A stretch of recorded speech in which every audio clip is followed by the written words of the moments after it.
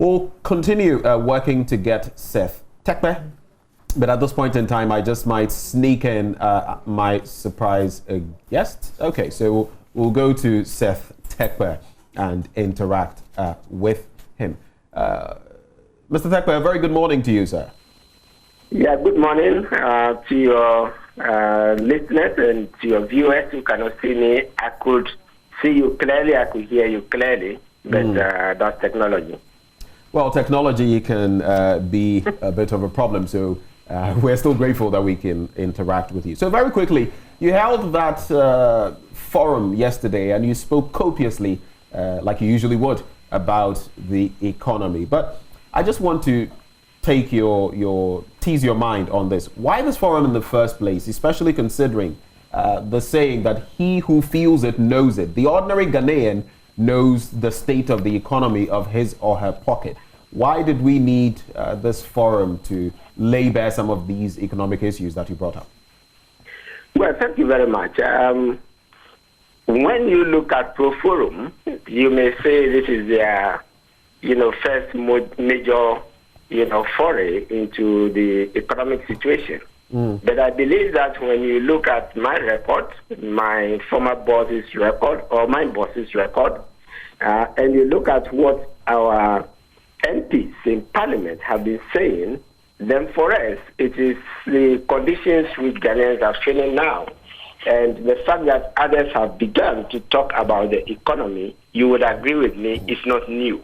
You would agree that our minority in Parliament have been talking about these issues for a long time. I have been writing, also on these issues, and I have been speaking on these issues. So for us, it is for us to remind Ghanaians, about what we have been talking about for quite some time. Was this not just a partisan attempt to paint the ruling administration black as far as its handling of the economy is concerned? No, we leave that judgment to Ghanaians. And I was careful yesterday at the introduction to say that every data I used was official. They were either from the budgets, going back to 2013. They were from the fiscal tables that the Ministry of Finance has been publishing since Dr. Butchie's time, and we have the data and the record. They are from the official reports, which you spoke about, the petroleum, resources. Official reports such as the ESLA report, the public debt report, the ESLA public debt. We do have others like the sinking fund, which has not been going to Parliament, and more importantly, the public debt report. Remember, these were all reports that we, because we wanted transparency, put in the Public Financial Management Act or in the respective acts that went to Parliament to make it obligatory. And that was going to be obligatory of us. Let me remind you that we were confident of winning the 2017 elections. So it was going to be obligatory of us as well to come clean.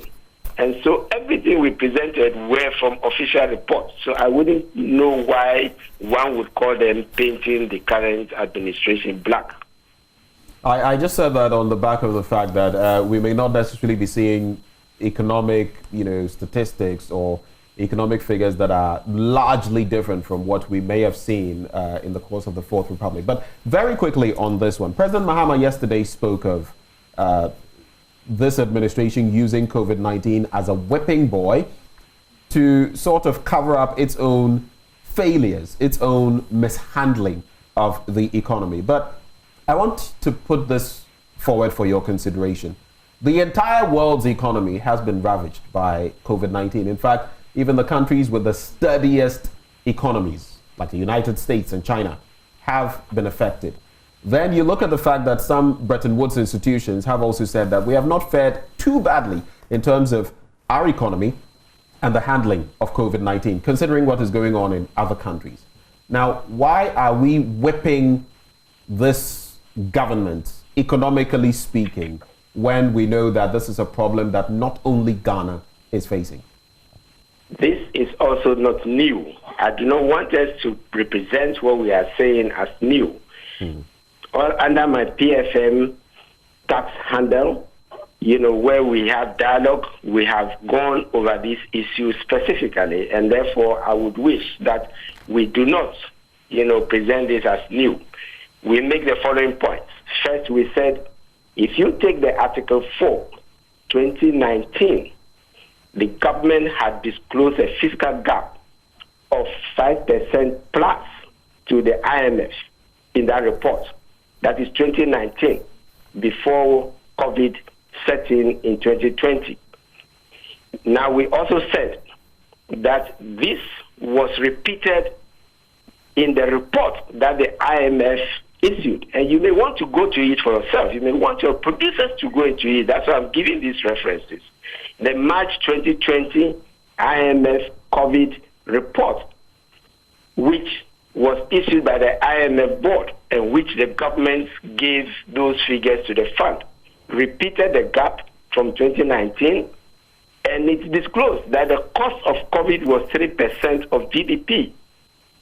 Remember that number? Yes. 3% of GDP, and repeated the gap. And in fact, among the instruments for filling that gap was gold monetization. I hope that would strike a bell. Was bonds that we were going to issue and various other instruments. Now, take the 2020 deficit. It was 4.5% official record. Add 3%. That gives you 7.3%. 4.5, that's 7 plus 3, yes, 7.5%. Remember when the minister went to Parliament, and when the media review was sent to Parliament, the deficit rose to 11%. What accounts for the difference? Everything was blamed on COVID. We started giving this alert from there. Then came the IMF, Fitch, the ratings agencies, the downgrades, and we were told that our deficit was 13% and could be hitting, 15%. So what accounts for the difference between 4.5 plus 3, 7.5, and 15%? Is that COVID? Yes, we do agree that there may be some post-COVID effects. And we had asked that, the government, comes out candid. Our second point was that crises are, yes, as you pointed out, affected all economies. And crises are not new to the Ghanaian economy. We consider that, after the global financial crisis, which was the worst, COVID has become the latest financial crisis. Domestically, we have had our own crisis with bushfires. We have had our own crisis with falling commodity prices, which comes from external. And that is where the petroleum resources come in. And we set up mechanisms, including the stabilization fund. Let me mention that. You will recall that, we took $250 million instantly, when COVID struck. And that is the result of we saying that the country will always face crisis. And therefore, we must set up mechanisms from the oil revenue. In fact, when we had our crisis... Which is why we had the sinking fund. Excuse me? Which is why we had the sinking fund. The sinking fund was specifically for debt. It's in addition to the stabilization fund. And then we had the Ghana Infrastructure Investment Fund. All of these coming from oil revenue because we were looking at the areas where the economy had been vulnerable. But the point I'm making is that the first recourse was $250 million from the stabilization fund, which was set up specifically to manage crisis. Right? Now remember the point we were making. This administration inherited two oil fields. Much of the amount that was taken out were what we had left, behind. What did they add with two additional oil fields to the stabilization fund, such that we would not have gone to the IMF after the exit to get $1 billion. Okay. And that leads me to my other point on this. Very quickly on that point, Mr. This administration had $1 billion. Bank of Ghana gave it $1.7 billion. The World Bank, IMF gave them about 600 million. African Development Bank gave them about $600 million and counting. You are talking about 4 billion, US dollars plus multiplied by 5, just 5, a modest 5 instead of 5.5. So that feeds. You get 20 billion. Those are resources that are going to resolve one crisis, and yet we keep hearing that COVID is the cause of every complaint. So point well made. Candid, the economy was suffering and had difficulties from offsets and other things which we may not have time to discuss. Point well made in that regard. You have made it clear that you feel the handling of this entire situation has not been the best. I just want to tie in these three ends into one question so we can wrap on this conversation. You've spoken about the fact that other sub-Saharan African countries have also dealt with COVID, but their debt, stock hasn't ballooned like we've seen it happen in Ghana. You've also made mention of the fact that there is absolutely nothing wrong with seeking advice from even political opponents like the NDC for this ruling administration in dealing with debt. We sought advice, on that point. Yes. I remember Pediasi. Now, what exactly are some of the options we have in terms of dealing with our debt that you feel you can put forward for government?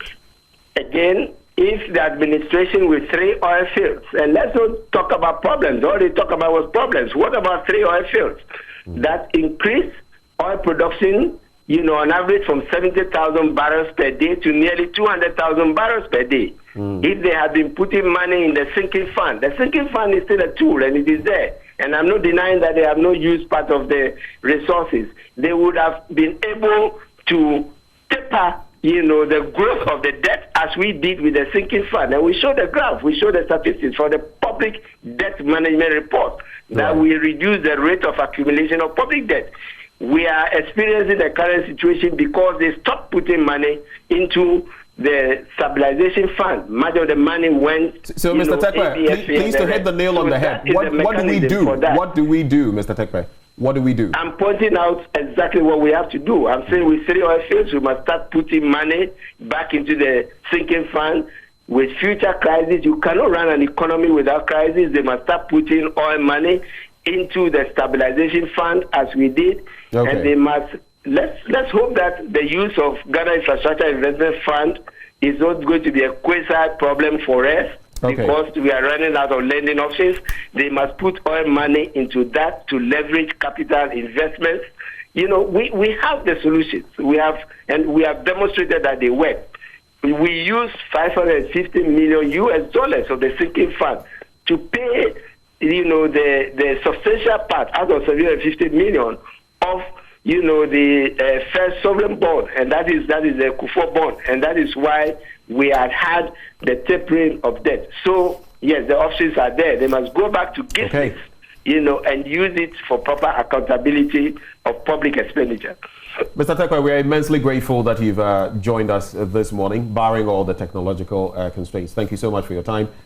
SETH TERKPER is a former... I'm glad that we could make it. Thank you. Thank you too. Former finance minister, and he was the main speaker at yesterday's forum where the economy was on the table, the state of the economy. Let me quickly come into the studio now. And my guest in the studio is Captain Retired Joel Kwame So. He wants me to just leave it there, but he has basically seen every administration from Nkrumah to today. And we're going to have a very candid conversation on Ghana, where we are now and where we are headed. Captain So, a very good morning to you. Bonjour. Bonjour, ça va? Oh, ça va bien. Et vous? Par la grâce, je me porte très bien. That's the little French I learned in Form 3. And that is why I'm going to leave it there, because I know. Yeah. Okay. Captain So, thank you for joining us. Right. I'm grateful I'm here. You are 80 plus. I don't want to mention the specifics so nobody would know, but you are an octogenarian. Yes. You've been there, you've done that in this country. And what would you make of our current political dispensation and where Ghana finds itself? First of all, I will say that good morning to your viewers and listeners. I feel very sad Very sad, because 1957, when Dr. Kwame Nkrumah declared Ghana is free forever, that nostalgic feeling is still with me. And there were high hopes all over, because we were the first in the sub-Saharan region to gain independence with other countries. We started very well. State institutions came into place. Things were going well until we reached 1964-65, where the liberties of the peoples of this country started being, everybody seemed to be afraid. We sailed through, there was a coup d'etat. Then we were liberated, that's what National Liberation Council. Then there was a counter coup. Then Achampong came to the scene. We were then redeemed. After we were redeemed, then SMC2 came, and we went through all this. But where are we now? That's the question. We are in the high seas, going round in circles. In the high seas, going round in circles? Yes. You see, we talk about a ship of state. When we talk of a ship of state, there is a reason why we talk of a ship of state. Because when a ship is going to set sail, it has a destination where it is going. And therefore, before the ship sets sail, they go to a room they call a chart room, C-H-A-R-T. And they chart the course of the ship, and it will go north, northeast, south, southeast, south, north, northwest, or whatever it is before it reaches its destination. When there is a change of captain of that ship of state, the new captain does not come and say, I will change the course. Because you change the course, you find yourself going back in circles. And so anytime our ship of state, we have a new captain, the new captain says, I am the new captain, and this is the way I want to go. So we go around in circles, and we are going nowhere. In other words, without any clear path. We don't know where we are going, and we don't have any chart. Why? One, Abraham Lincoln said, the government of the people, by the people, and for the people. That makes sense. But what kind of democracy are we practicing in Ghana? It is government of the party, for the party, and by the party. All right? Make a list of complaints of the people of this country from Kwame Nkrumah time up to today. You'll find out the same complaints when any government comes into power. Why? It's because we are going round in circles, and we are following the government of the people, by the people, and for the people. What does that mean? It means that when we are going into elections, Ben, what should have happened is this. We don't have a long-term national development plan. And that brings in the NDPC, doesn't it? Right. However, in the absence of a long-term national development plan, we can reconstitute the National Development Planning Commission properly, right, so that it will be non-partisan. That you feel the NDPC is partisan? It is. I've interacted with the likes of his name just Professor Stephen Adey, for example, who was at the helm of affairs for a number of years and all of that. And yes, they point to problems in terms of continuity, but why do you feel it is necessarily partisan? Just because maybe one administration comes and puts someone in exactly there? If you reconstitute NDPC on the lines of EC, will be making sense. But even with the EC, just because you bring it up, we've even complained about the EC being, so to speak, partisan. What would be different? But because right now I'm zeroing on NDPC. When we come to EC, I'll tell you what is there, all right? But what I'm saying is this. If we have an NDPC that is non-partisan, when we are going to go into elections, all the parties must troop into the offices of the National Development Planning Commission and say, what is the national plan for the next 4 years? They pick it. And each party will then, on that national manifesto, call it manifesto, they will prepare their manifestos based on the national plan. What I mean is that we have a whole, and each one will come and say, this is the way I will implement these things. Then we would be having what you call a social contract within whichever comes into power. Which would then reflect what you quoted from Abraham Lincoln, government of the people, by the people, and for the people. But let me deepen that one, because it's important. The planning of this country must start from the community level. It is important so that you have bottom-up approach. Community projects and plans, which will be collated at the district level, which will end up at the regional level, and then we come to the national level. So what do we have? We have community projects, district projects, regional projects, and national projects. Listen, our budgets that we have must also be programmed with what we call be programmed in such a way that when the budget is coming out, it must be in tandem with the national projects that we have. We have what you call community projects. It must reflect in the budget that this amount of money has been allocated for this locality, this community, because you and I, when we live in one community, if there is a road that is not good, we will all feel it. There is no partisanship at that level. So when you do a planning at the local level, it is the will of the people. Right. So you are talking of the government of the people. So at the end of the day, when the Ministry of Finance releases funds to us, you and I, we will say, where is the money? Where is that? The bridge ought to be done this year, because our planning is that year one, quarter one, what should happen? Right. Year one, quarter two, what should happen?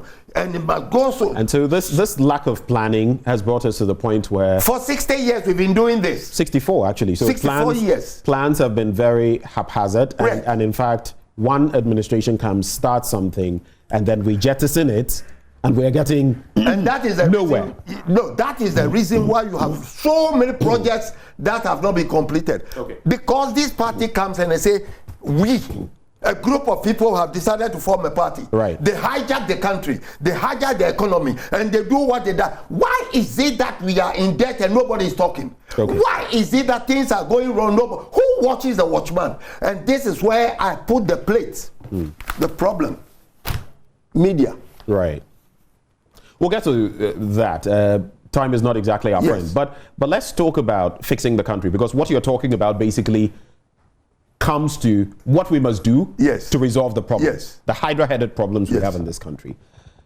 We've had the Fix the Country campaign, demonstrations, and all of that. You have your own thoughts on that. Very briefly, succinctly, what do you think about that entire push for the country to be fixed? And what are some of the things you see that need urgent fixing now? You see, in the military, if you are going to do something, then you must have an aim. What is the aim of the fix of the country? The people who say fix the country. What's their aim? Because they go do demonstrations and say that at the end of the day, what will happen? For the first time in the history of this country, youth from every party, they've all come together to fix that we should fix the country. Is that not so?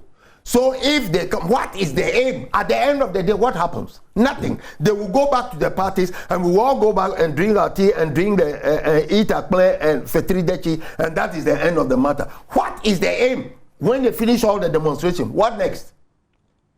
And I'm saying that if they don't have an aim, don't waste our time, don't waste our ears. You must have a Kwame Nkrumah. Let me go back a little bit and show you what they ought to have done. Kwame Nkrumah was invited by the UGCC to become a general secretary. He went around and formed the UCC clubs. At the end of the day, they wanted to sack him. You know what Kwame Nkrumah did? He said, hey, is that what? The people said, hey, they want to sack you. Form a party. They formed the party. What happened? We had the CPP. He wrote on that thing and founded this country. And at least we had a little bit of development. So the Fiske country people, the youth from various parties have come together. Me, Kwame, so if I were the leaders of those people, at the end of the day, we would declare a party, a third force party, because NDC, NPP, I mean, everybody is up to their neck. And yet nothing is happening. This is where you form a third force party and the two parties will sit up. And when they sit up and this youth, they say the percentage of the youth we have in country is about 54. What percentage do you need to win an election in this country? About 50%. 50 plus 1. So if you are 54, what are you talking about? Let them think. It would be interesting whether all the youth would, looking at the political polarization we have, whether all the youth would jump on the bandwagon of that, third force party that you see. Then they are hypocrites, because you see, then don't come and waste our ears. Okay. Owing to, let's just wrap on this comment. One matter that has also come to the fore is a national cathedral. Okay. We're willing to pump $250 million into a national cathedral project, and it's been revived, this conversation. Some have even said, the Presbyterian Church moderator has said that, if you're going against some of these policies, the hospital buildings and all of that, you are a witch, that you shouldn't criticize some of these. Do you feel that is pertinent, very relevant to be doing with our money at this point in our national life? Listen. If I, Joel Kwame Sowu, I went to God and I prayed and I said, God, I want to be this. And if I become this, I will do this for you. It's a personal matter between me and God. You remember David? David went and wanted to build a cathedral or a temple for God. God said, no. Your son Solomon will do that. Do you understand? Now, a personal pledge to God is a different thing from saying, God, if you make me this, I will mobilize the people. Listen carefully. I will mobilize the people to do this for you. But they are asking for funds. They might need your 100 cedis every month. No, listen carefully to what I'm saying. Is this national cathedral a pledge to God by someone, a personal pledge to God, or a pledge to God on behalf of the people of this country? There are two things. So if you don't get the parameters right, if the foundation or the Japanese, you say if the Nawaza, what you are doing on the tatami is wrong, you put in on the foundation. And personally, this one, to me, is a matter between the president and God, and not between Ghana and God. You have to separate the two. So I was not there when the president was praying to God and said, God, I'll build a cathedral for you. Captain, so why should I pay 100 Ghana cedis? I will not pay. So to conclude, should we be doing this? Should we not be doing this? No, I think that it's a misnomer. God himself, listen, if you go and break a pay where judges live, where people live, and people are angry, and you say because you want to build something for God, God is not going to be happy with you. Because you have brought the reputation of God into disrepute. Because God will not... You mean His Excellency the President is bringing the reputation of God into disrepute? Yes. I mean, that is a fact. Because I listen... By building a national cathedral? But listen to me, Benjamin. I've been in condemned cells for 3 years. And I have a close relationship with God. You understand? And God taught me a lot of things. So... I'm saying boldly that your personal relationship, because God called me and said, Joel, you will go home tomorrow. I said, why not today? You will go home tomorrow. Second time, why not today? He said, you will go home today. And that day by midnight, I was free. I have a relation and I speak to God. The Holy Spirit speaks to me. And I'm saying that when you are doing something for God, it should not be at the expense of other people. Because when you do that, it cannot please God. Right. Point very well made. What I notice is we may have to have a second part. 45 minutes, I told you. This thing, I haven't said 1/10 of or 100th of what I want to say. Don't invite me if you don't have time for me. Captain, so my producer is whispering into my ear that we can continue with you tomorrow. Are you game? No problem. Shall we do this again? Look, I was a boy scout. I said, be prepared. All right. So we shall do this tomorrow. I'll just wrap with 2 messages. It says, good morning, Prime. I am Kweku Francis from Yeji. Tell Captain I agree with him. The last one says, good morning, Joy Prime. Captain retired Kwame, so you are very loyal and sincere. I love this morning show. I am Sir Wallace Komla from the Volta region. More messages coming in. We can't take them, unfortunately, owing to time. Captain retired, so part 2 tomorrow. Yeah. Come, all guns blazing. Yes, sir. And that is how we end Beyond the Headlines for another morning. Do stay. We have more coming your way.